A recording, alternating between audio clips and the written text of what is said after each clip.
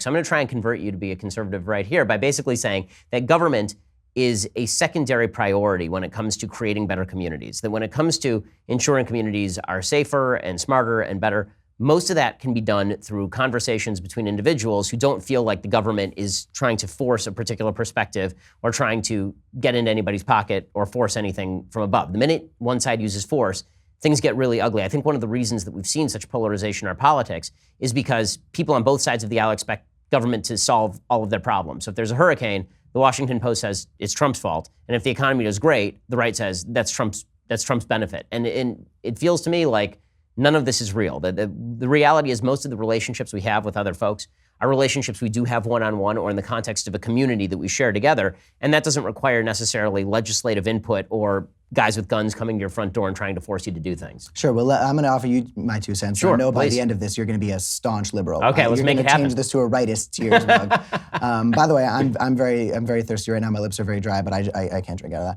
that. If you get me one that says Alex Jones tears and it's pictures of Alex Jones we might be able to crying, agree on that one. You know, it's an intellectual property issue. We'll talk about that. But so I was in Chicago for a bit, and Chicago, I think, is a strong example of the ways that liberal idealism has failed and the ways that liberal idealism needs to be there. And I'll explain. So when I say I was in Chicago, I was not visiting the Bean, I was in Englewood.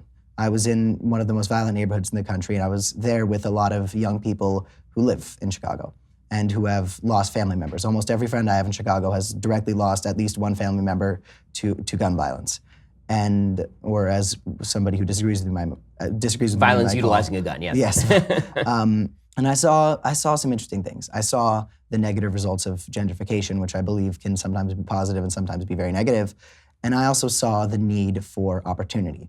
Now, my general view is the reason I identify as liberal is in this country to be successful, you need to pull up your bootstraps, but not everybody has access to the boots. And I think that things need to be done in neighborhoods like Chicago where there are a lot of cultural issues, but there are also a lot of issues that can't really be solved by fixing the culture.